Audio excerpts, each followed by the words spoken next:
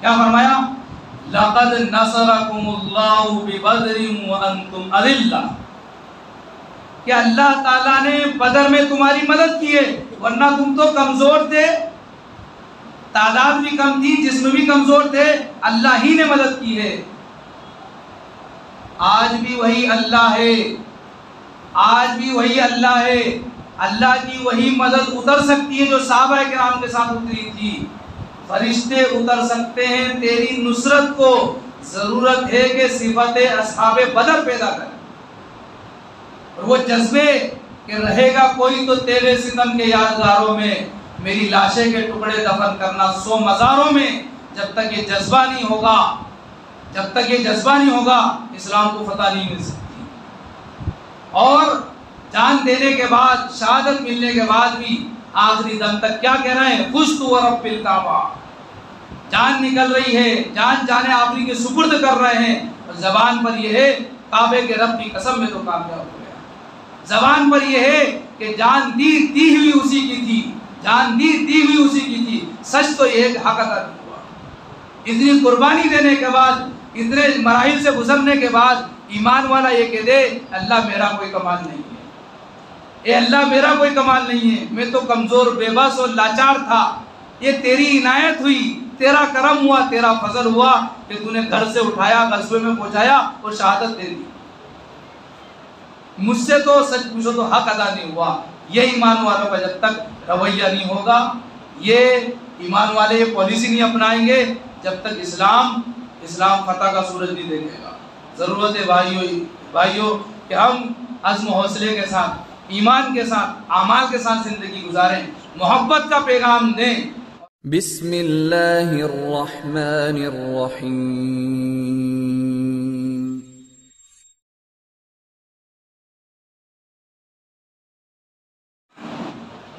میں جو بول رہا ہوں اسے مجھے بھی جواب دینا ہے، آپ جو سن رہے ہو آپ کو بھی جواب دینا ہے، اور جو نہیں سن رہے ان کو بھی جواب دینا ہے۔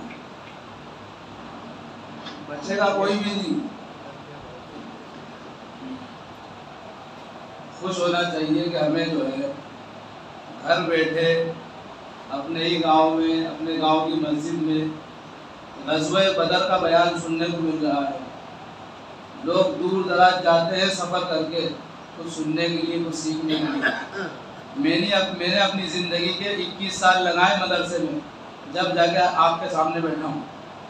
کتنے سال لگائے ہیں؟ 21 سال لگائے ہیں میں نے۔ میرا بچپن، آدھی جوانی میں مدرسے میں گزر گئی، جب جا کے کچھ بیٹھا ہوں بولنے کے لیے، اور اس میں بھی دعویٰ نہیں کر سکتا میں کہ میرے کو سارا علم ہے، دنیا کا کوئی انسان بھی دعویٰ نہیں کر سکتا۔ 21 سال کی محنت آپ کو جو ہے گھر بیٹھے مل رہی ہے، اور پھر بھی بے فکری اور غفلت کی انتہا ہے کہ ہم سننے کے لیے تیار نہیں۔ آپ یہ سوچ رہے ہو میں تو فری ہوں، میرے کو کوئی کام ہے ہی نہیں، مجھے تراویح پڑھانا ہے، تراویح کا پارہ یاد کرنا ہے، میں فری نہیں ہوں۔ بھائی علماء نے مشورے سے طے کیا، میرا خود کا مشورہ بھی نہیں، علماء نے مشورے سے طے کیا، اور صرف ہمارے گاؤں میں نہیں، چاروں طرف جتنے بھی گاؤں ہیں، ہر گاؤں میں آج کے دن غزوہ بدر کے اوپر بیان ہو رہا ہے۔ یقین نہیں آتا، نمبر تو ہوں گے آپ کے پاس، سنا نا؟ سب مسجدوں میں ہو رہا ہے۔ اب مجھے بتاؤ، پھر بھی اگر ہم علماء کے مشورے سے نہیں چل رہے ہیں، میری ایک کی خود کی اکیلے کی رائے ہوتی تو چلو ٹھیک ہے، یہ علماء جو بتا رہے ہیں کچھ وقت کی ضرورت کے حساب سے بتا رہے ہوں گے نا، سارے علماء بھی، ایک نہیں سارے، پھر بھی ہم جو ہے عصر میں بھی بھینس دکھ رہی ہے، فجر میں بھی بھینس دکھ رہی ہے، اور دودھ دکھ رہا ہے، کسی کو چارہ پتی دکھ رہا ہے، تو بتاؤ کہ اللہ کے پاس چارہ پتی لے کے جائیں گے، بھینس کی کھل لے کے جائیں گے؟ زندگی اللہ تعالیٰ نے عبادت کے لیے دی ہے۔ مجھے اتنی آسانی سے غصہ آتا بھی نہیں ہے، اور آ جاتا تو جاتا بھی نہیں۔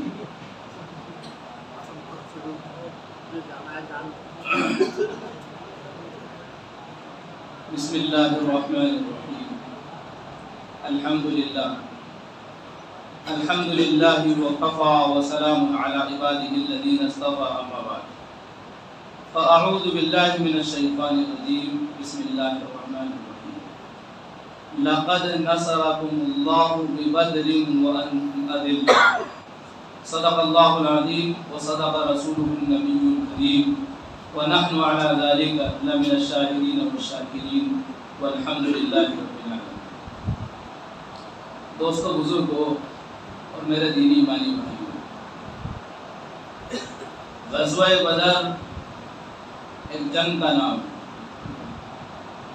بدر ایک ایسی جگہ ہے جہاں پر میلہ لگا کرتا تھا، ایک بڑا میدان ہے جہاں پر لوگ دور دراز سے آتے تھے اور اپنے سامان بیچتے تھے میلے کے اندر۔ اسی جگہ پر جو ہے ایک عظیم اور فیصلہ کن اسلام کی سب سے پہلی جنگ ہوئی۔ وقت کی اہم ترین ضرورت یہ ہے کہ ہم معلوم کریں اور سیکھیں کہ کون سی جنگ کیوں ہوئی تھی،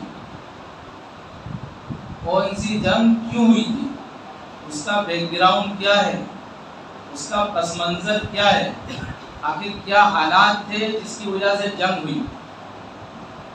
اور سیکھنے کی ضرورت کیوں ہے؟ اس لیے کہ مسلمانوں کو پتہ ہے نہیں کہ جنگ کیوں ہوئی تھی، اور اسی بات کا سہارا یا اسی بات کا فائدہ اٹھاتے ہوئے متشدد لوگ وہ اسلام پر کیچڑ اچھالتے ہیں اور اسلام کو بدنام کرتے ہیں۔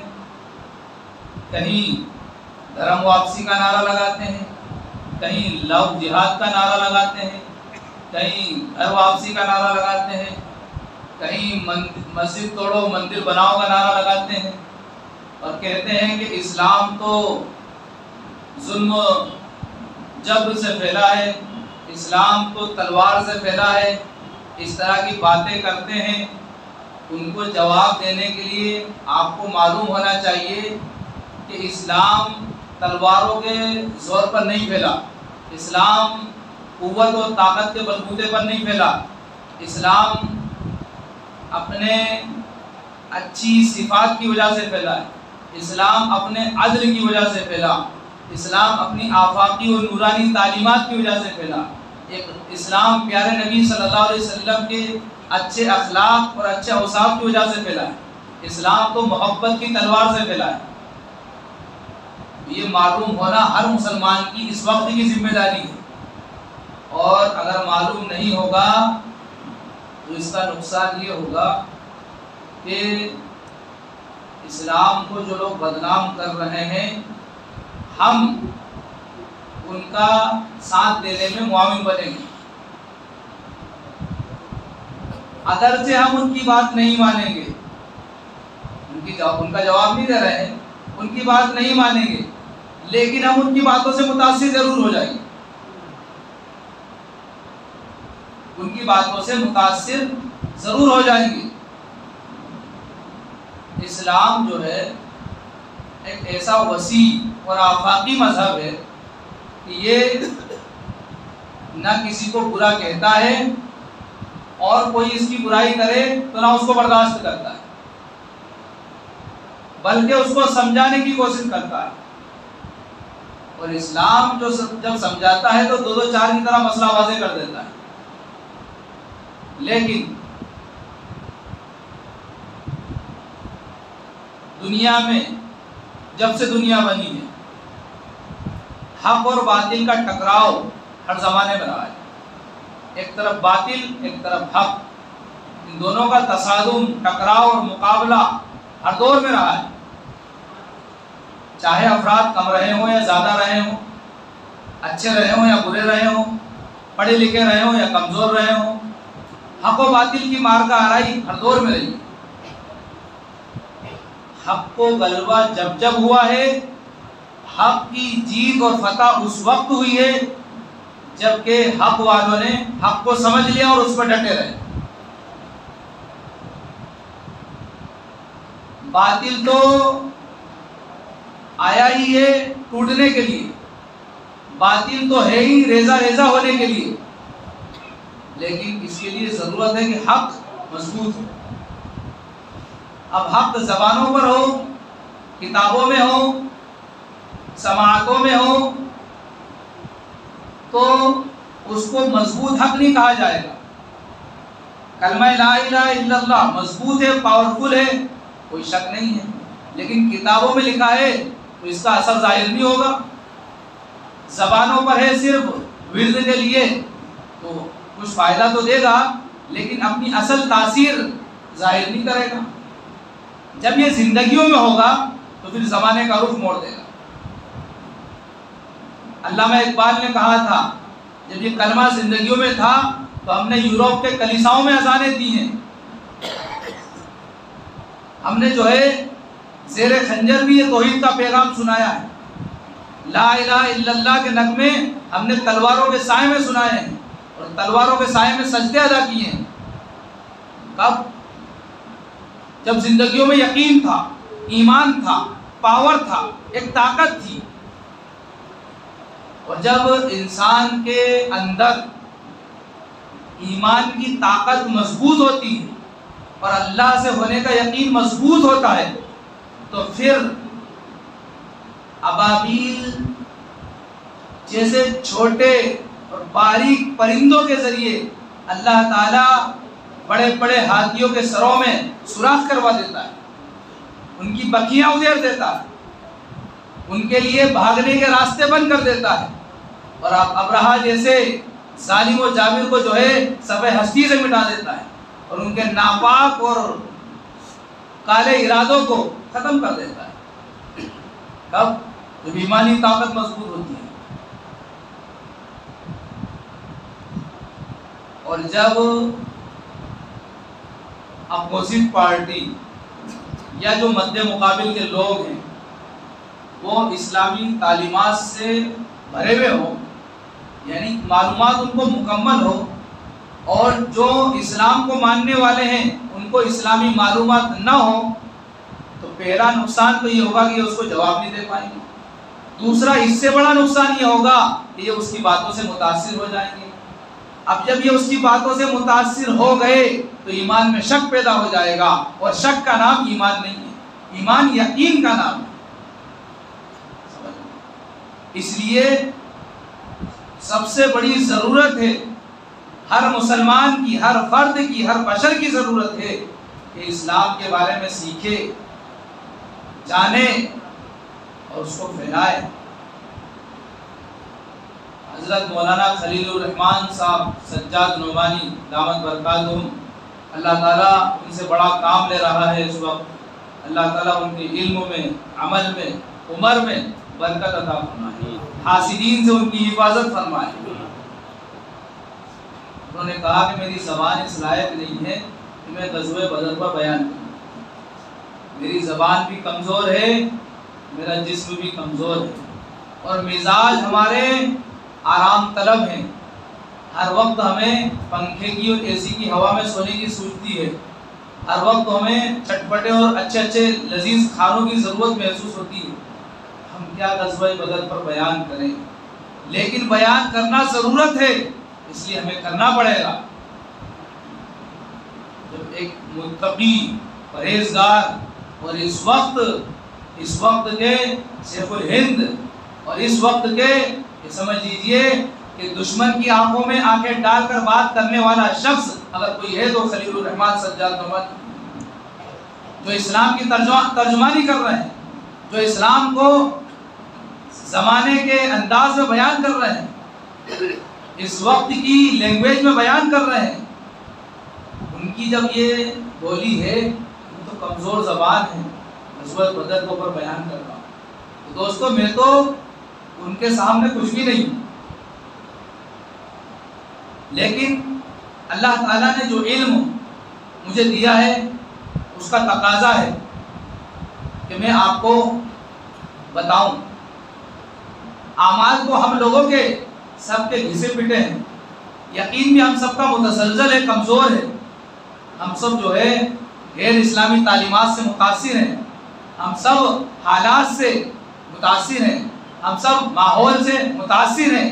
ایسے میں ضرورت ہے کہ اسلام کے ایک ایک حکم کو بیان کیا جائے، اس کی جو ہے صحیح معنوں میں ترجمانی کی جائے اور اس کو سمجھانے کی کوشش کی جائے، تو جو شکوک و شبہات باطل طاقتوں کی طرف سے اسلام کے تئیں پھیلائے جا رہے ہیں یا مسلمانوں کے ذہنوں میں دلوں میں داخل کیے جا رہے ہیں، ان کو ختم کیا جائے۔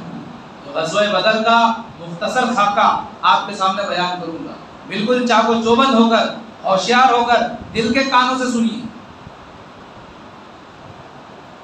اور غزوہ بدر کو سمجھنے کے لیے آپ اس کے پیچھے کا جو منظر ہے اس کو سمجھنے کی کوشش کیجیے،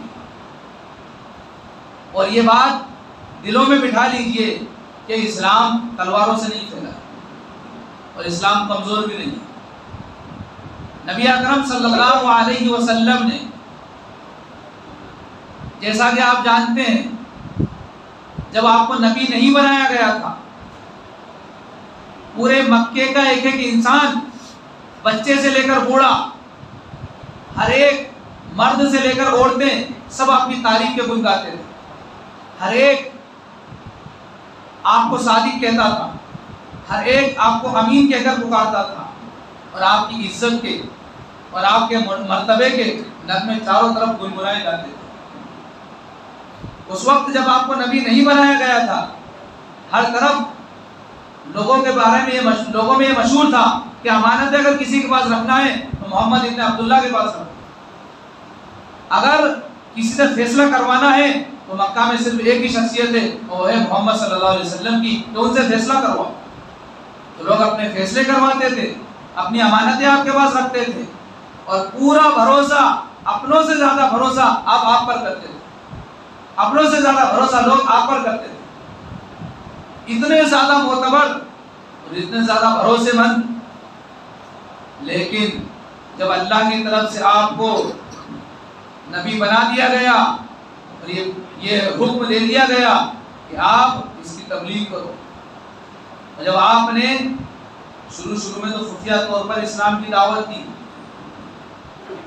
اور جب مسلمانوں کی کچھ تعداد بڑھی اور اللہ کی طرف سے حکم ملا، تو پھر آپ نے مکہ کے سب سے بڑے پہاڑ جس کا نام تھا صفا پہاڑ پر چڑھ کر آواز دی، یا صفا یا صفا، اور یہ ایک ایسا نعرہ تھا کہ اس نعرے کو سن کر سارے لوگ جمع ہو جاتے تھے، اس لیے کہ اس وقت کا رواج تھا، ایک دستور تھا، ایک قانون تھا اس وقت کا کہ اگر کوئی حادثہ آئے، کوئی مصیبت آئے، تو جیسے ہمارے زمانے میں مسجد میں یا جتنے بھی عبادت گاہ ہیں ان سب میں اعلان ہوتا ہے، ایسے ہی اس زمانے میں پہاڑ پر چڑھ کر ایک شخص اعلان کرتا تھا کہ بھئی آ جاؤ، جمع ہو جاؤ، ایک مصیبت آنے والی ہے، یا ایک بات کے بارے میں تمہیں خبردار کرنا ہے، آگاہ کرنا ہے۔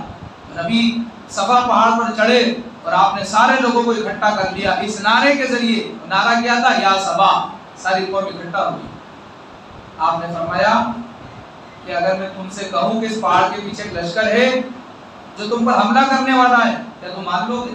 سب نے ایک زبان ہو کر کہا کہ آپ تو صادق ہیں، ہمیشہ سچ بولتے ہیں، آپ تو امین ہیں، امانت میں خیانت نہیں کرتے، ہم نے کبھی آپ کو جھوٹ بولتے نہیں دیکھا، ہم نے آپ کو کبھی دھوکہ دیتے نہیں دیکھا، ہم نے کبھی آپ کو خیانت کرتے نہیں دیکھا، ہم آپ کے بارے میں کبھی کوئی غلط بات جانتے ہی نہیں ہیں، آپ تو جو کہیں گے ہم مانیں گے۔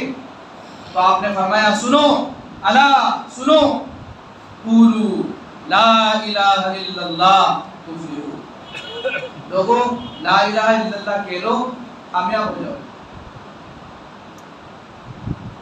جو لوگ کل تک آپ کو سروں کا تاج سمجھتے تھے، وہ لوگ آج کیا کہہ رہے ہیں کہ محمد تو نے ہمیں اس لیے جمع کیا تھا کہ ہم 360 بتوں کو چھوڑ کر ایک اللہ کو مان لیں۔ چاروں طرف سے جو ہے لوگ مخالف ہو گئے، اور آپ کا سگا چچا ابو لہب آپ کو پتھر مارتا ہے اور بددعائیں دیتا ہے۔ یہ حالات ہو گئے، اور پھر اس کے بعد اسلام دھیرے دھیرے پھیل رہا تھا، اور مشرکوں کی اور کافروں کی دشمنی بڑی تیزی سے بڑھ رہی تھی۔ پھر کیا حالات ہیں آپ کو اچھی طرح معلوم ہے کہ جو نبی کا کلمہ پڑھ لیتا سارا مکہ اس کا دشمن ہو جاتا، کسی کو گلیوں میں گھسیٹا جاتا، تو کسی کے سینے پر چٹان رکھی جاتی، تو کسی کو کوڑے لگائے جاتے، اور کوڑے لگانے کے بعد جب جسم پہ زخم آ جاتے تو زخم زدہ جسم کو گلیوں میں گھسیٹا جاتا اور باری باری سب ایک دوسرے کو مارتے تھے. ایسے حالات تھے، بڑی آزمائشوں کا زمانہ. اور جو آپ کے دادا تھے ان کا انتقال ہو گیا، ایک سپورٹ ختم ہو گیا. اور ابو طالب جو نبی بننے کے بعد بھی آپ کا ساتھ دیتے رہے، ان کا بھی انتقال ہو گیا. آپ اکیلے رہ گئے. کافروں نے اور زیادہ ستانا شروع کیا.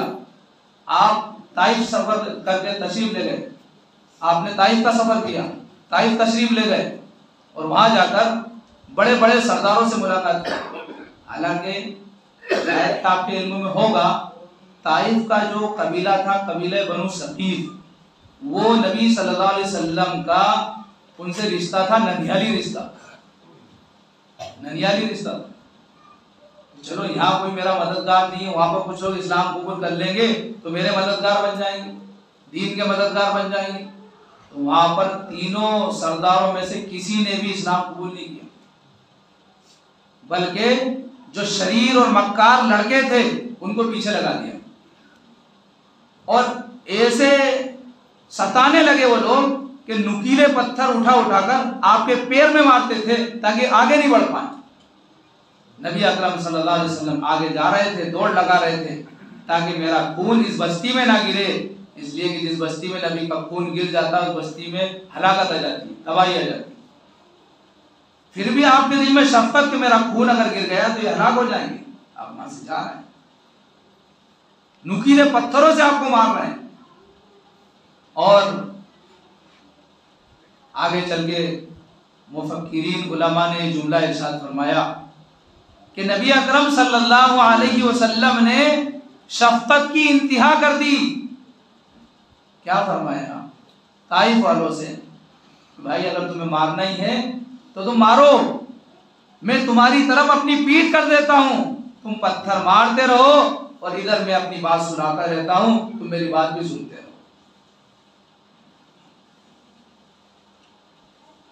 اتنا ستایا آپ کو، یہاں تک کہ آپ بے ہوش ہو کر ایک جگہ گر پڑے.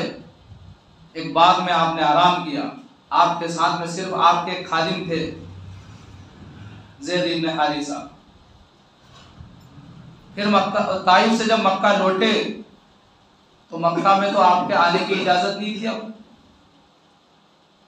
آپ وہاں پر ستائے گئے، آپ کو ہر طرح کا ظلم کا نشانہ بنایا گیا، ہر طرح سے آپ کے اوپر ظلم کیا گیا. آپ برداشت کر کے باہر آئے. فرشتوں کو رہا نہیں گیا. علماء اس پر غور کر کے اس کی حساسیت کو بیان کرتے ہوئے آگے کہتے ہیں کہ فرشتوں سے رہا نہیں گیا. فرشتے پکار اٹھے کہ اے اللہ، تیرے حبیب کے ساتھ یہ ظلم ہو رہا ہے، ہمیں حکم دے کہ ہم اس بستی کو تباہ کر دیں. تو فرشتوں کو اللہ تعالیٰ نے کہا، اللہ تعالیٰ نے فرمایا جاؤ، تمہارا دل چاہتا ہے تو جاؤ، خبر لو، جیسا وہ کہیں ویسا فیصلہ کر دو.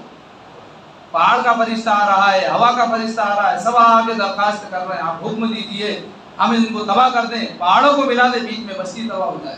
آپ کیا فرما رہے ہیں کہ اگر تم واقعی میری مدد کرنے آئے ہو تو میری مدد یہ ہے کہ ان کو ارتحال پہ چھوڑ دو، مجھے امید ہے ان کی نسل میں کوئی ایمان ہے. مکہ کے باہر بیٹھے ہوئے آپ دعائیں کر رہے ہیں، اللہ میں کمزور ہوں، اپنی کمزوری کی، بے بسی کی، عاجزی کی دعا کرتا ہوں، کیا مجھے ایسی قوم کے حوالہ کرتا ہے جو میرے سے منہ چڑھاتی ہے، تو شروعی اختیار کرتی ہے. اگر تو راضی ہے تو مجھے کسی کی پرواہ نہیں، اگر تو ناراض ہے تو تیری ناراضگی جب تک ختم نہیں ہو جاتی میں جب تک اپنے ہاتھ نیچے نہیں کروں گا. دعا مانگ رہے ہیں جبکہ آپ کے لیے تو فرشتے آ رہے ہیں. آپ ایک حکم دے دیتے، اشارہ کر دیتے تو پوری بستی تباہ ہو جائے. اس کے بعد مکہ میں جانے کے لیے راستہ بند ہے. تو مکہ کا ایک کافر آیا، اس نے آپ کو ایسی بے سر و سامانی کی حالت میں دیکھا تو کہا کہ محمد کیا حال ہے؟ کہا کہ مکہ میں جانے کا راستہ بند ہو گیا. تو اس کافر نے کہا کہ کہ میں تمہیں پناہ دیتا ہوں، چلو میرے ساتھ۔ مکہ میں آ کر اس نے اپنے لڑکوں کو بلایا اور پہرے کے ذریعے، ہتھیار کے ذریعے حفاظت کرتے ہوئے مکہ میں لے گیا اور اعلان کر دیا کہ محمد میری پناہ میں ہیں، کوئی ان کو پریشان نہ کرے۔ کچھ دن تک نبی اس کی پناہ میں رہے اور پھر اللہ کی طرف سے جو ہے مدینے کی ہجرت کا حکم آ گیا، اشارہ مل گیا۔ مدینے والے پہلے سے چاہ رہے تھے کہ یہ ہمارے یہاں آ جائیں، ہمارے یہاں آ جائیں، لیکن اللہ کا حکم نہیں آیا تھا، اس لیے نہیں جا رہے تھے۔ اب اللہ کا حکم آ گیا تو آپ فوراً حضرت ابوبکر صدیق رضی اللہ تعالیٰ عنہ کے پاس آئے کہ مجھے ہجرت کی اجازت مل گئی ہے۔ ابوبکر رضی اللہ تعالیٰ عنہ نے عرض کیا کہ یا رسول اللہ میں بھی آپ کے ساتھ چلوں؟ آپ نے فرمایا ہاں تم بھی ساتھ چلو۔ خوشی کے مارے آنسو آ گئے آنکھوں میں کہ یا رسول اللہ میں نے پوری تیاری کر رکھی ہے، 2 اونٹنی ہے میرے پاس، ایک آپ کے لیے ایک میرے لیے۔ بڑا لمبا واقعہ، میں مختصر آپ کو سنا کر اصل موضوع پہ لے جا رہا ہوں۔ خوشی کے آنسو آ گئے کہ سفر میں آپ کا خادم بن کے میں آپ کے ساتھ چلنا چاہتا ہوں، سفر کی مشقتیں میں برداشت کرنا چاہتا ہوں۔ تو ہجرت کر کے گئے اور ابو بکر رضی اللہ تعالیٰ عنہ کبھی آگے چلتے کبھی پیچھے چلتے، کبھی آگے چلتے کبھی پیچھے چلتے۔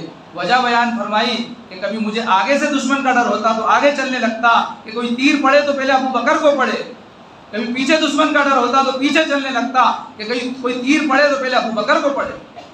اس طرح سے نبی کی حفاظت کرتے ہوئے آنے گئے، مدینے لے گئے۔ غار سور کا واقعہ کہ سارے پہلے پورے غار کو صاف کر دیا، ایک سوراخ بچا تھا جس میں کچھ لگانے کے لیے کچھ کپڑا نہیں مل رہا تھا، آپ نے ایڑی رکھ لی، وہاں سے ایک سانپ نکلا جس نے آپ کو کاٹا اور اس کی تکلیف کی وجہ سے آپ کے آنسو نکل پڑے۔ آپ نے نبی کو جگایا نہیں، نبی کا سر مبارک آپ کی ران پر رکھا ہوا تھا، رو رہے تھے، اندر کا درد تھا، تکلیف تھی، برداشت کر رہے تھے۔ ایک آنسو آپ کے چہرے پر گرا تو نیند کھل گئی، آپ بیدار ہوئے تو فرمایا ابو بکر کیا حال ہے، کیوں رو رہے ہو؟ پھر پورا واقعہ سنایا کہ سانپ ڈس لیا ہے۔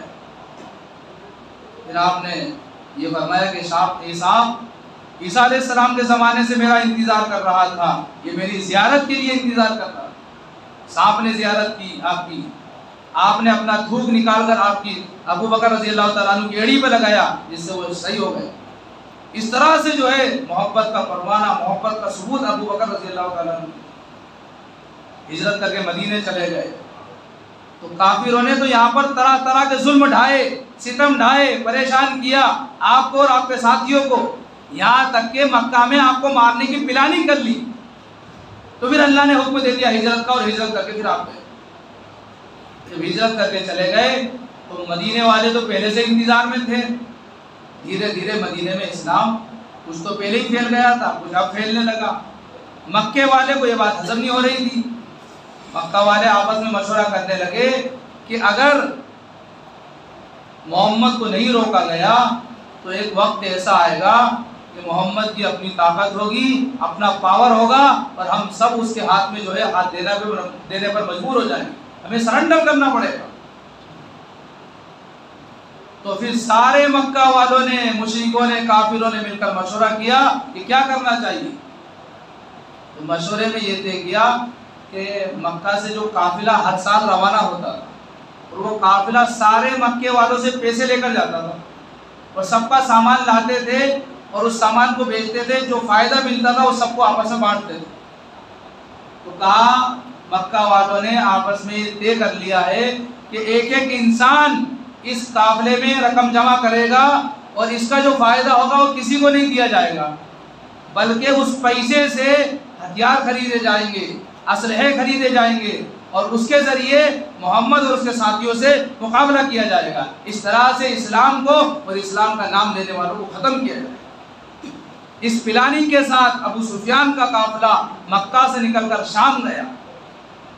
نبی صلی اللہ علیہ وسلم کو اس بات کی خبر ہو گئی کہ یہ ہتھیار لینے کے لیے گئے ہیں، تو نبی صلی اللہ علیہ وسلم نے اس قافلے کو روکنے کے لیے مدینے سے نکلے، اور یہ نکلنا آپ کا 12 رمضان کو تھا۔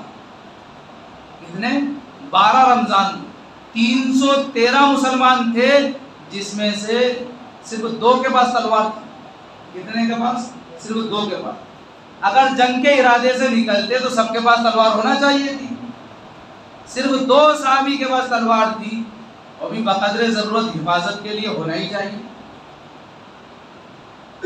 جو قافلہ نکلا مدینے سے 80 میل دور بدر کا میدان ہے، وہاں پر یہ رکے۔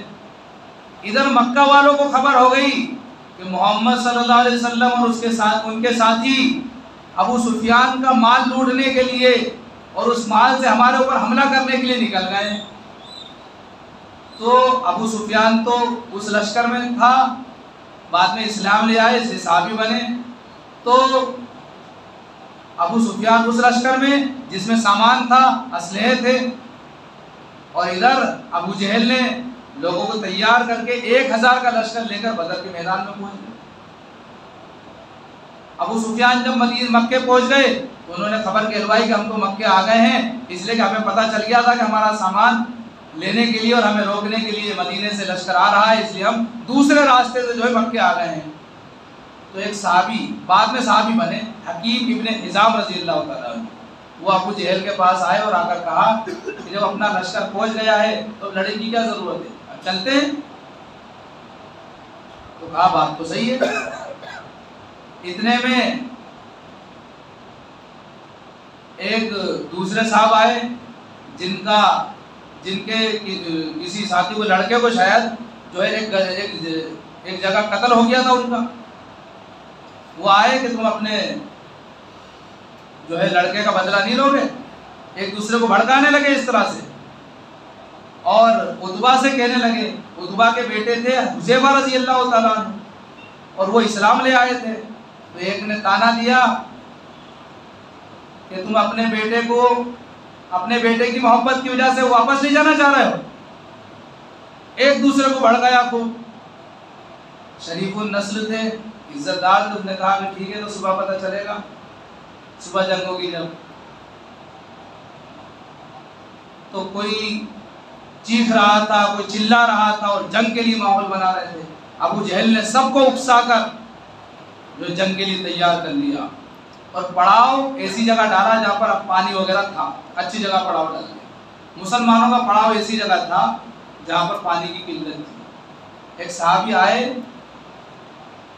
جن کو اس جگہ کے بارے میں پوری معلومات تھی، انہوں نے کہا کہ یہاں پڑاؤ مت ڈالو، اگر اللہ کی طرف سے حکم ہو تو پھر ٹھیک ہے، اگر اللہ کا حکم نہیں ہو یہاں پڑاؤ ڈالنے کا تو پھر آپ اس طرف پڑاؤ ڈالتے ہیں۔ تو ان کے مشورے سے پھر وہاں گئے تو وہاں پڑاؤ ڈالا، اللہ نے بارش کر دی۔ تو نبی صلی اللہ علیہ وسلم نے صحابہ کو حکم دیا کہ تھوڑے گڈھے کھود کر پانی کو اکٹھا کر لو تاکہ وضو کرنے میں، غسل کرنے میں کام آئے۔ اب ذرا غور کریے، مشرکین مکہ کے پاس پانی ختم ہو گیا تو نبی نے وہ پانی جو بارش کے ذریعے اکٹھا کیا تھا ان لوگوں کو اجازت دے دی کہ بھائی پانی کی ضرورت ہو تو یہاں سے لے جاؤ۔ ایسی کی محبت ملے گی، ایسی شفقت کہیں ملے گی؟ لیکن مسلمانوں کو پتہ نہیں ہے، ذرا میں جو ہے غیروں کی بات میں آ جاتے ہیں۔ تو اسے جنگ کے موقع پر بھی نبی نے اعلان کر دیا کہ بھائی کسی کو پانی کی ضرورت ہو یہاں سے لے جاؤ، اپنی ضرورت پوری کرو۔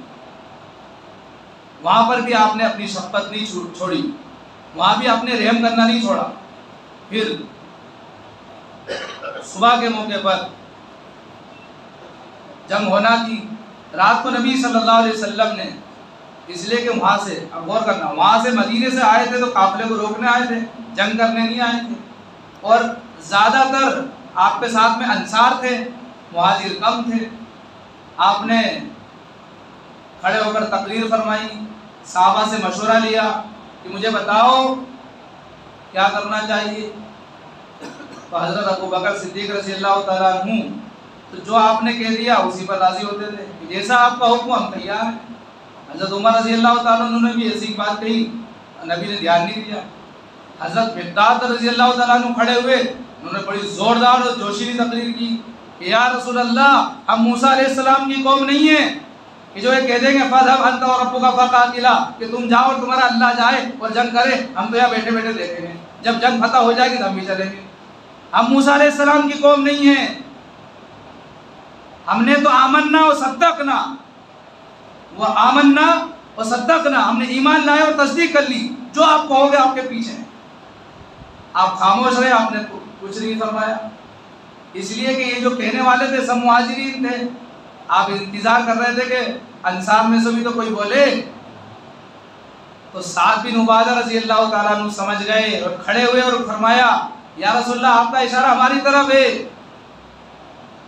نبی کی دیکھو وفا دیکھو, نبی کی جو ہے ایمانداری دیانت داری دیکھو, نبی کی حکمت عملی دیکھو کہ ان کو وہاں سے لائے ہیں تو جنگ کے ارادے سے نہیں لائے ہیں.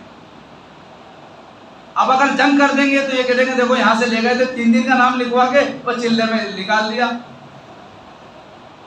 تو تشکیل ہوئی ڈبل سے, سمجھ رہے ہیں. تو سعد بن عبادہ رضی اللہ تعالیٰ عنہ نے بات کو سمجھتے ہوئے بات کو ظاہر کر دیا کہ ہم ایمان لے آئے ہیں, آپ کی تصدیق کر لی ہے, ہم آئے تھے وہاں سے اگرچہ یہاں پر کسی اور کام کے لیے, آپ یہاں پر ہمیں اگر جہاد کا حکم دیتے ہیں ہم اس کے لیے بھی تیار ہیں. اب یہاں پر جو جہاد ہو رہا ہے مسلمانوں کی طرف سے نہیں ہو رہا ہے, یہ مشرکین کی طرف سے ہو رہا ہے جو 1000 کا لشکر لے کر پہلے سے تیار بیٹھے ہیں. چاہیے تو یہ تھا کہ مشرکین جب ان کا لشکر چلا گیا تو چلے جاتے. سوال یہ ہوتا کہ پھر مسلمان یہاں تک کیوں آئے تھے؟ تو مسلمان اس لیے آئے تھے کہ مسلمان جب ہجرت کر کے مکے سے مدینے آئے تو اپنا سارا ساز و سامان چھوڑ کر آ گئے. اسی ساز و سامان کو, اسی پراپرٹی کو بیچ کر اور آپس میں چندہ اکٹھا کر کر ایک بڑی رقم لے کر ابو سفیان کے لشکر کو شام کی خبر سنی کہ وہاں سے سامان لے کر آ رہے ہیں اور اسی سامان سے ہمارے پر وار کریں گے, حملہ کریں گے. تو کہا کہ ہمارا ہی مال ہے اور ہم پر ہی جو ہے وار کریں گے. کہا لشکر کو روکو اور اپنا سامان تو لو کم سے کم. اس ارادے سے گئے تھے, اس ارادے سے گئے تھے, جنگ کرنے کے ارادے سے نہیں گئے تھے. جنگ کرنے کے ارادے سے تو ابو جہل آیا تھا اپنے لشکر کو لے کر. پھر اللہ کے نبی صلی اللہ علیہ وسلم نے رات بھر دعائیں کی ہیں, دن بھر چلچلاتی دھوپ میں مئی جون کے مہینے میں دعائیں کی ہیں. اور یہ جملہ بتاتا ہے کہ مسلمان کتنی کسب پرسی کے عالم میں تھے. آپ نے فرمایا اے اللہ اگر یہ 313 اگر ختم ہو گئے تو روئے زمین پر تیرا کوئی نام لینے والا نہیں رہے. اندازہ لگائیے, ایسی حالت تھی کہ جنگ کا موقع نہیں تھا, جنگ کا ماحول نہیں تھا, لیکن کفار جب ضد پر آ گئے, مشرکین جب ضد پر آ گئے تو اب پیچھے ہٹنا یہ مسلمان کی شان نہیں ہے. اللہ تعالیٰ نے بشارت دے دی کہ تم جنگ کرو. اذن للذین یقاتلون بانہم ظلموا, جن لوگوں پر ظلم ہو رہا ہے, جن لوگوں کو مارا جا رہا ہے, ان کو اجازت دی جاتی. قرآن کے جملے پر اگر غور کر لیں تو بات ساری سامنے آ جاتی ہے. اذن للذین یقاتلون, جن لوگوں سے جنگ کی جا رہی ہے ان کو اجازت دی جاتی ہے وہ بھی جنگ کریں. تو جنگ کن سے کی جا رہی تھی؟ مسلمانوں سے. مسلمانوں کو اجازت دے دی کہ تم بھی جنگ کرو. جب اللہ کی طرف سے اجازت مل گئی تو مسلمانوں کے سینے پھول گئے. اور پھر صبح کو غزوہ بدر ہوئی, اور غزوہ بدر میں صحابہ کرام نے کس دلیری کے ساتھ اور بہادری کے ساتھ جو ہے جنگ لڑی ہے کہ کافروں کے چھکے چھڑا دیے. اور اللہ تعالیٰ نے کھلی مدد اور کھلی فتح عطا فرمائی ہے, فرشتوں کے ذریعے مدد فرمائی ہے. یکے بعد دیگرے فرشتے اترتے رہے اور اللہ کی مدد فرشتوں کے ذریعے ہوئی ہے. اور حضرت علی رضی اللہ تعالیٰ عنہ کے جوہر بڑے جو ہے نمایاں ہوئے اس کے اندر. حضرت حمزہ رضی اللہ تعالیٰ عنہ نے اپنے جوہر دکھلائے اور کئی سارے کافروں کو قتل کیا, 70 کافروں کو قید کیا, اور مسلمانوں میں سے صرف 14 لوگ شہید ہوئے تھے. انہیں 14 بھی کوئی زیادہ بڑے نہیں تھے, چھوٹے چھوٹے, اور ان میں تو بڑے بڑے سرداروں کو قتل کیا ہے. ابو جہل جیسا قتل ہوا. اور کس نے قتل کیا؟ دو چھوٹے چھوٹے صحابیوں نے, ایک کا نام معاذ اور دوسرے کا معوذ. سب بندی ہوئی تھی اور عبد الرحمن بن عوف رضی اللہ تعالیٰ عنہ بیچ میں کھڑے ہوئے تھے. ایک کہتا ہے چچا جان ابو جہل کون ہے؟ کہا بھتیجے تجھے کیا ضرورت پیش آئی ابو جہل کی؟ تو اس نے چھوٹے سے بچے نے کہا کہ چچا جان میں نے سنا ہے کہ ابو جہل ہمارے نبی کو گالی بکتا ہے, مجھے بس دکھ جائے اس کو قتل کر دوں گا, میں ختم کر دوں گا, یا تو وہ مرے گا یا میں مروں گا. اسی طرح دوسرے میں کھڑا تھا ایک, اس نے پوچھا دھیرے سے تاکہ اس کے ساتھی کی سن لے. ہر ایک کے اندر یہ جذبہ کہ میں اس کو ماروں. چچا جان ابو جہل کہاں ہے, کون ہے ابو جہل؟ اس نے بھی یہی بات کہی کہ میں چاہتا ہوں کہ ابو جہل کو مار دوں اس لیے کہ ہمارے نبی کو گالی بکتا ہے. اتنے میں ابو جہل سامنے نظر آیا. عبد الرحمن بن عوف رضی اللہ تعالیٰ عنہ نے اشارہ کر دیا وہ ہے تمہارا مقصد, چلے جاؤ. دونوں باز کی طرح پرندوں کی طرح جھپٹے اور ابو جہل کا کام تمام کر دیا، اور دونوں غازی کا لقب پا گئے۔ بہرحال چھوٹے چھوٹے بچوں کے یہ جوہر تھے تو بڑے بڑے صحابہ کے کیا جوہر ہوں گے؟ حضرت علی اور حضرت امیر حمزہ رضی اللہ تعالیٰ عنہ کے کیا جوہر ہوں گے؟ ان کو بیان کرنے کا موقع تو نہیں ہے۔ بہرحال غزوہ بدر جو ہے یوم الفرقان ہے، حق و باطل کی جنگ ہے، حق و باطل میں فرق کرنے کی جنگ ہے۔ یہ نام ابو سفیان نے دیا تھا، ابو جہل نے دیا تھا کہ اب تو فیصلہ کن جنگ ہوگی، تو اللہ تعالیٰ نے فیصلہ کر دیا، ایسا فیصلہ کیا کہ حق واضح ہو گیا کہ 313 تھے اور 313 فتح پا گئے۔ پتہ چلا کہ اگر تھوڑا ہوتا ہے تو فتح پا جاتا ہے، اور باطل اگرچہ ڈھیر سارا ہو، بھیڑ لگی ہوئی ہو، تو باطل کو ایک دن شکست کھانا ہے اور اس کو شکست ملنا ہے۔ لیکن اس کے لیے ضرورت ہے کہ حق والے مضبوط ہوں، ایمان کے اعتبار سے، اعمال کے اعتبار سے، عزم و حوصلے کے اعتبار سے، تو پھر اللہ تعالیٰ باطل کو پاش پاش کر دیتا ہے۔ جس طرح انڈے کا چھلکا ٹوٹتا ہے، اس طرح باطل ایک دن ٹوٹتا ہے اور ٹوٹے گا جب کہ حق والے صحیح دلیری کے ساتھ، عزم و حوصلے کے ساتھ تیار ہوں گے۔ تو اسلام جنگ کی دعوت نہیں دیتا ہے، اسلام لڑائی کرنے والا مذہب نہیں ہے، اسلام دشمنی کرنے والا مذہب نہیں ہے۔ اسلام تو جنگ کے میدان میں بھی دشمن کو پانی دے دیتا ہے۔ اسلام تو ایسا مذہب ہے۔ غلط رنگ دیا گیا ہے غزوات کو، غلط رنگ دیا گیا ہے اسلام کو کہ باطل طاقتیں اسلام کو بدنام کرنا چاہتی ہیں۔ سمجھ لیں کہ اسلام کو محبت کا پیغام دیتا ہے، اور یہ غزوہ بدر پہلا غزوہ، پہلی جنگ، پہلا معرکہ، اس میں بھی محبت کے کئی سارے پیغام ملتے ہیں، اور مسلمانوں کو یہ پیغام ملتا ہے جو اللہ تعالیٰ نے اس آیت میں فرمایا، سورہ آل عمران کی آیت نمبر 123 ہے۔ کیا فرمایا؟ لَقَدْ نَصَرَكُمُ اللَّهُ بِبَدْرٍ وَأَنْتُمْ أَذِلَّةٌ، کہ اللہ تعالیٰ نے بدر میں تمہاری مدد کی ہے، ورنہ تم تو کمزور تھے، تعداد بھی کم تھی، جسم بھی کمزور تھے، اللہ ہی نے مدد کی ہے۔ آج بھی وہی اللہ ہے، آج بھی وہی اللہ ہے۔ اللہ کی وہی مدد اتر سکتی ہے جو صحابہ کرام کے ساتھ اتری تھی۔ فرشتے اتر سکتے ہیں تیری نصرت کو، ضرورت ہے کہ صفت اصحاب بدر پیدا کریں، اور وہ جذبے کہ رہے گا کوئی تو تیرے ستم کے یادگاروں میں، میری لاشیں کے ٹکڑے دفن کرنا 100 مزاروں میں۔ جب تک یہ جذبہ نہیں ہوگا، جب تک یہ جذبہ نہیں ہوگا، اسلام کو فتح نہیں مل سکتی۔ اور جان دینے کے بعد، شہادت ملنے کے بعد بھی آخری دم تک کیا کہہ رہے ہیں؟ فزت ورب الکعبہ، جان نکل رہی ہے، جان جانے آخری کے سپرد کر رہے ہیں، اور زبان پر یہ ہے کعبے کے رب کی قسم میں تو کامیاب ہو گیا۔ زبان پر یہ ہے کہ جان دی ہوئی اسی کی تھی، جان دی ہوئی اسی کی تھی۔ سچ تو یہ ہے کہ حق ادا نہیں ہوا۔ اتنی قربانی دینے کے بعد، اتنے مراحل سے گزرنے کے بعد، ایمان والا یہ کہہ دے اللہ میرا کوئی کمال نہیں ہے، اے اللہ میرا کوئی کمال نہیں ہے، میں تو کمزور، بے بس اور لاچار تھا، یہ تیری عنایت ہوئی، تیرا کرم ہوا، تیرا فضل ہوا کہ تو نے گھر سے اٹھایا، غزوے میں پہنچایا اور شہادت دے دی۔ مجھ سے تو سچ پوچھو تو حق ادا نہیں ہوا۔ یہ ایمان والوں کا جب تک رویہ نہیں ہوگا، یہ ایمان والے یہ پالیسی نہیں اپنائیں گے، جب تک اسلام فتح کا سورج نہیں دیکھے گا۔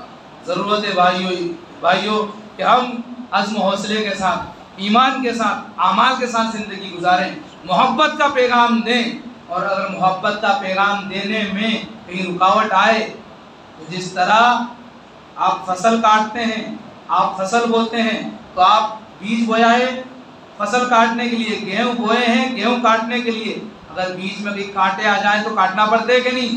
کہیں گھاس پھوس آ جائے تو اس کو الگ کرنا پڑتا ہے کہ نہیں؟ ایسے ہی ظالموں جابروں کو جو بیچ میں گھاس پھوس کی طرح، کانٹوں کی طرح آ رہے ہیں، ان کو صفایا کرنا، ان کو ختم کرنا، یہ اسلام کا پیغام ہے۔ اسی کو جہاد کہتے ہیں۔ جہاد کسی پر ظلم کرنے کا نام نہیں ہے، جہاد کسی پر اتیاچار کرنے کا نام نہیں ہے، جہاد کسی کمزور پر ظلم کرنے کا نام نہیں ہے، جہاد کسی کی زمین ناجائز دبا لینے کا نام نہیں ہے، جہاد کسی کا مال ہڑپ کر لینے کا نام نہیں ہے۔ جہاد تو حق والے کو حق دلا دینے کا نام ہے، حق والے کو حق دلا دینے کا نام جہاد ہے، اور محبت کا پیغام عام کر دینے کا نام جہاد ہے، اور سچائی کو، عدل کو، انصاف کو عام کر دینے کا نام جہاد ہے۔ یہ پیغام دیتا ہے ہمیں غزوہ بدر۔ امید ہے کہ میں کچھ وقت میں اپنی بات آپ کو سمجھا پایا ہوں گا۔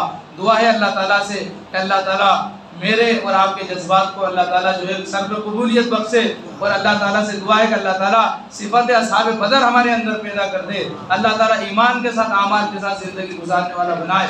اور آپ لوگوں سے درخواست ہے کہ سیرت نبی پڑھو، سیرت صحابہ پڑھو، اپنے بچوں کو پڑھاؤ۔ قوم جب بزدل ہوتی ہے، قوم جب پچھڑ جاتی ہے، جبکہ وہ اپنے بڑوں کو بھول جاتی ہے۔ جو قوم اپنے بڑوں کو، اپنے بزرگوں کو یاد رکھتی ہے، وہ قوم نہ تو بزدل ہوتی ہے نہ ہی پچھڑتی ہے۔ یہ پیغام ملتا ہے ہمیں۔ اور جو بھائی ہمارے نہیں بیٹھے، جن بھائیوں کو جو ہے دین سے پتہ نہیں، دین سے کچھ شکایت ہے یا دین والوں سے کچھ شکایت ہے، ان کو سمجھانے کی کوشش کریں۔ ظاہر سی بات ہے دین سے تو کسی کو کوئی شکایت نہیں ہوگی، دین والوں سے ہی شکایت ہوگی۔ تو یقیناً ہم تو کمزور ہیں صاحب، ہمارے اخلاق بھی اچھے نہیں ہیں، ہمارا کردار بھی اچھا نہیں ہے۔ ہم تو جو ہے کوشش کر رہے ہیں، محنت کر رہے ہیں کسی طرح آپ تک پیغام پہنچا دیں۔ ہمارا غصہ ہونا بھی آپ کی محبت میں ہے کہ پیارے نبی کا پیغام آپ کو کسی طرح سمجھا دیں، ورنہ آپ سے ذاتی کوئی دشمنی نہیں ہے۔ آپ بڑے ہو تو میرے باپ کی طرح ہو، برابر کے ہو تو بھائی کی طرح ہو، اور چھوٹے ہو تو چھوٹے بھائی کی طرح ہو۔ میں آپ کا بچہ بھی ہوں، آپ کا بھائی بھی ہوں۔ یہ محبت، یہ جذبہ صرف آپ کو دین سنانے کے لیے ہے، ورنہ کوئی ذاتی دل میں کوئی دنیا میں کوئی مقصد نہیں۔